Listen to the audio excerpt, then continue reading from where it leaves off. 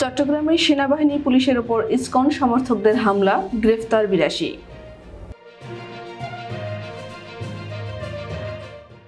চট্টগ্রামের হাজারীগলি এলাকায় পুলিশ ও সেনাবাহিনীর ওপর হামলার ঘটনায় ৮২ জনকে গ্রেফতার করা হয়েছে। বুধবার সংবাদ সম্মেলনে এ তথ্য জানিয়েছে সেনাবাহিনী।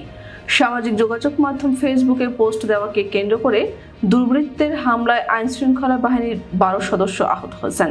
আহতরা হাসপাতালে চিকিৎসাধীন অবস্থায় রয়েছেন।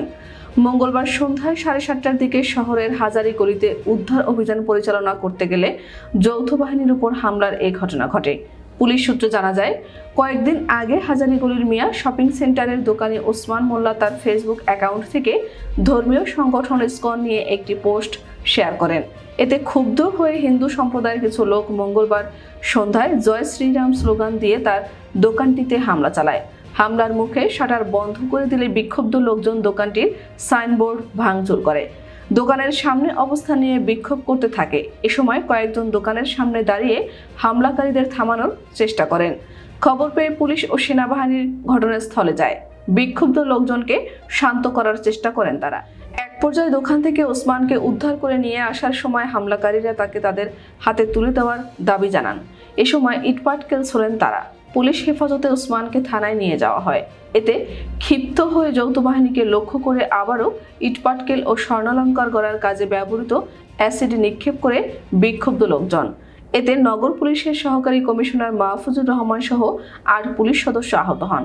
এছাড়াও ৬ জন সেনা সদস্য আহত হয়েছেন। পরে যৌথ বাহিনী লাঠিপেটা ও ফাঁকা গুলি করে সবাইকে ছত্রভঙ্গ করে দিলে পরিস্থিতি নিয়ন্ত্রণে আসে। এছাড়া পুরো বিষয়টি নিয়ে একটি চক্র ঘোলা পানিতে মাছ শিকারের চেষ্টা করছে জানিয়ে সকলকে সর্বোচ্চ ধৈর্য ধারণের আহ্বান জানানো হয়েছে পুলিশের পক্ষ থেকে। বিষয়টি নিয়ে প্রশাসন সর্বোচ্চ সতর্কতা অবস্থায় রয়েছে বলেও যৌথ বাহিনীর পক্ষ থেকে জানানো হয়েছে।